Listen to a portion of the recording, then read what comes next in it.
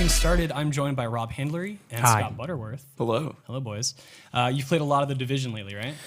Yeah, a lot. Yeah. I think Rob's played a little more than me, but yeah, it's been since yesterday morning. It's just been like Division time, go. So yes. Yeah. Unlike most games, we did not get this early. No. So you guys are playing like the real deal, retail servers at launch. Yeah, correct. How has that been so far? I know some games like Street Fighter had some problems at launch with their servers, but The Division seems to be going pretty well.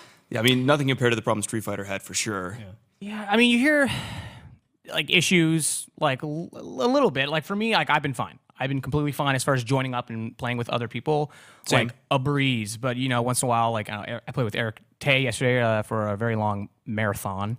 Which you can check out on videogames.com. That's right. He unfortunately had a couple crashes, no big deal. And then I saw on Reddit this morning there was an issue. I don't know if it was just for PC, but it was a photo of this huge line for like one of the first missions, and no one was able to like basically hold F. Oh yeah, so when the game starts, everyone has to go to the same shared safe room, and in that room there is one laptop that you have to like walk up to and hit a button prompt to initiate a certain mission. So you have a room full of like actual live human players who all need to use the same laptop, and apparently rooms have been so populated that people can't physically move their character to the laptop to engage the prompt. That sounds ridiculous. It's literally a line. It's the funniest image. It's like 24 people just in a line. Like So- there's one laptop. It's so funny that everyone would like even line up to do that. So thankfully, I think Rob and I both avoided that problem, and we haven't seen anything that stupid since then. Right. There have been other smaller issues, but that's like just kind of a funny All right. situation. But you guys have gotten into the game and played it a bunch, so I'm really curious. I'm assuming you both had some experience with the beta. How have things changed since then? It was only a couple weeks ago, but now we have the whole game. Like, what's new? Do things feel any different? The only concerns I had were like just quantity all around, like more NPCs, more AI to battle in the dark zone.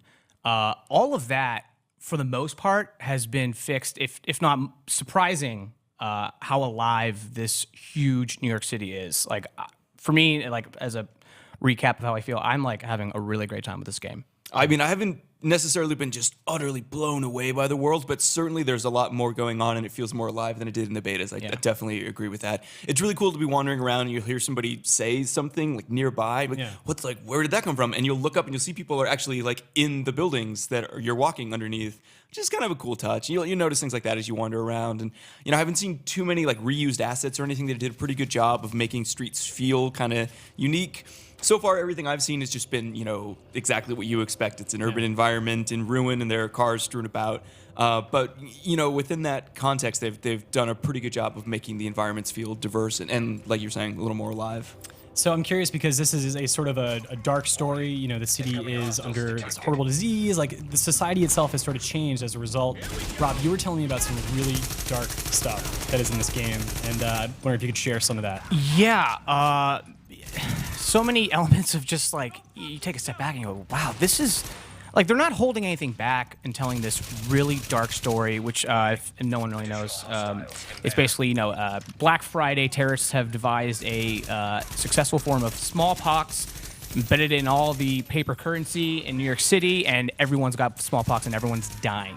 So you're constantly just walking around the city, just body bags. Or like one mission's a huge incinerator where they're just throwing bodies into a pit. It's like dark. There's like literally a waterfall of bodies and bags just like pouring into a pit of fire. It's like, okay, cool.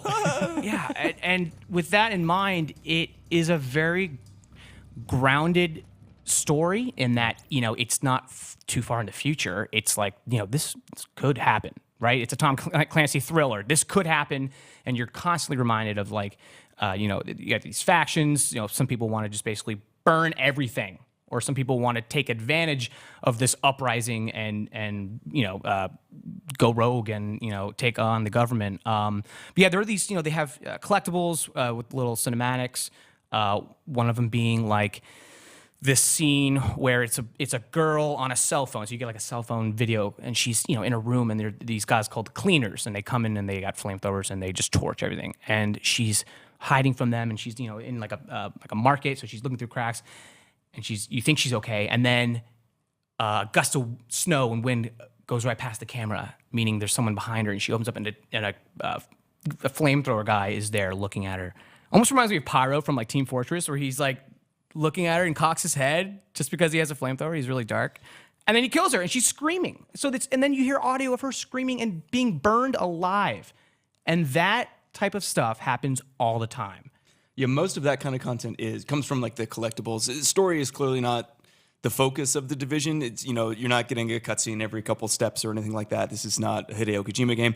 But if you're looking for collectibles, you can absolutely find like cell phone videos or audio recordings, things like that. And those tend to be both the darkest and, you know, do the most to kind of flesh out the world. I mean, there's another one that you found that I also found pretty early on of like, it's a bunch of security camera footage of two guys running from a bunch of looters, and it's like pretty harrowing watching them like trip over themselves, and of course they like run into a gate and can't get past and they get caught and just like basically beaten to death, and you know, tastefully cuts away before it shows any real gore or anything, but it's, you know, obviously implied that they're being brutally murdered, yay, and like it's pretty unflinching.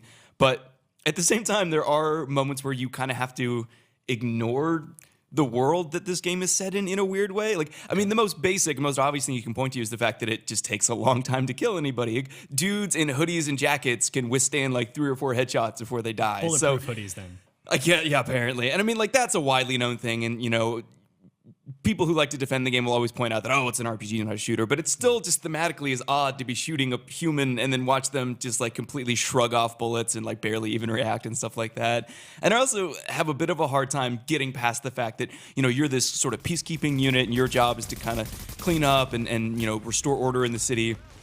But literally the only way you do that is just like wandering around killing people. Like you will just see looters in the street who like are not engaging you, who are not threatening, but because they're that particular character model, you know that they are like the looter enemy class, and you know that as soon as they notice you, they're going to shoot you. So even if they haven't done anything, your job as a gamer is like, well, I gotta kill them because if I don't, they're gonna shoot me. And so it's this weird thematic disconnect of like you kind of have to ignore the world that you're in to make it all make sense. You know, that's a beautiful segue into a question from Sir Plantis in the chat. Why don't people slip over in the snow? They're so good at it. I mean, so the agents were they're embedded in, like, they're active in New York because they were living in New York. So they're seasoned pros. They know what they're doing. They know how to have that, like, gingerly walk over the ice, I know. Full step, don't shuffle. My trendy mountain boots are doing just fine. And collect boots. So many great game for boots. Just really. to mention one thing, though, is, I agree with you. Like, you know, you do see these looters, and yes, if you don't engage, they will. Or, I'm sorry, if you just approach them, they're going to engage you. However, you know, on the flip side, you'll turn a corner and you'll see a looter hovering over a distressed, you know, civilian who's standing there. And this happens a couple times, but it's a really interesting thing where he's got a bat and he's saying, like, you're worthless. Like, what are you going to do about it? If you don't kill him before he basically takes this woman down, beats her, and if you don't even engage, he's just going to continually beat her dead body. It's like you're witnessing this, and I think I've had that happen like 3 or 4 times, and I've only been able to shoot him like twice before he kills her. It's like there is still a hero element of you.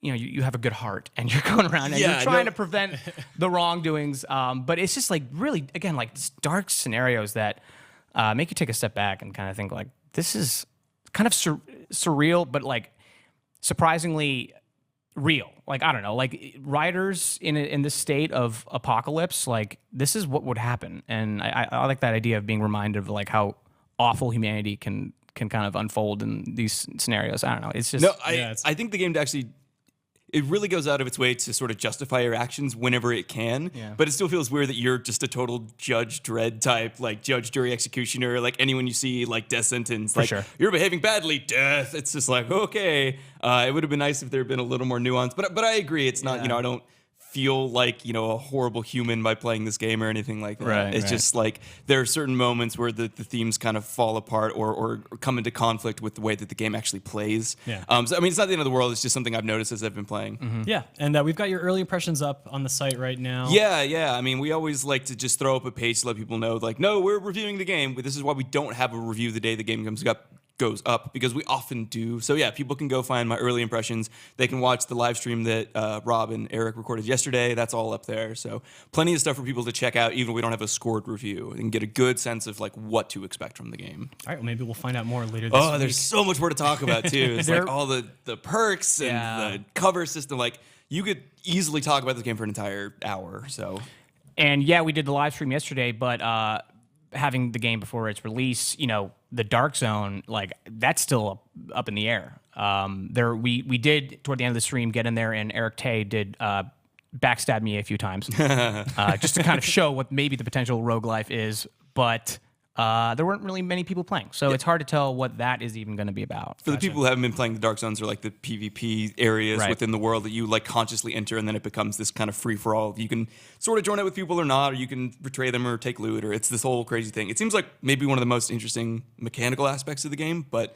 as Rob pointed out, it requires a bit of a higher level, so we'll get there. We haven't had a chance to really explore it yet. Okay, one last question before we go out. Jeffrey Sparks wants to know, are collectibles from the Dark Zone actually worth it, or just reskins or different perks? I don't know what he's talking about, because I still haven't played The Division, but... It's hard to tell. The beta, like, pushing aside the beta, I would imagine the idea of, or the incentive to go into Dark Zone is to get higher valued loot. Yeah. At the moment... different from the beta was like you do missions, you do side missions. The payoff as far as loot goes is all right. It's like substantial, but in my opinion, the idea of the Dark Zone is to go for those higher, those purple weapons, just the better stuff. At the moment, it's hard to tell, but yeah, I mean, it seems like it would kind of have to be. I mean, I feel like that's almost part of the design of the Dark Zone. But again, we haven't actually spent that much time in the now finished retail version of the Dark Zone. Most of our experience was in the betas, and I feel like it was worthwhile in the betas. I've found the best stuff that I came across was all in the Dark Zone. So I would assume that will be true in the retail version as well, but hard to confirm. Yeah, I mean, like there's an obvious added challenge in just getting stuff out of the Dark Zone. So it would only make sense for the developers to incentivize that gameplay in some way. Yeah. So it would be kind of insane if those items weren't better, but we'll see. All right. Well, thank you, Scott. Rob, talking about The Division. We will be playing more of The Division before our review goes live later this week. Have you been playing? Are you waiting in line to press F on that laptop? Let us know in the comments below.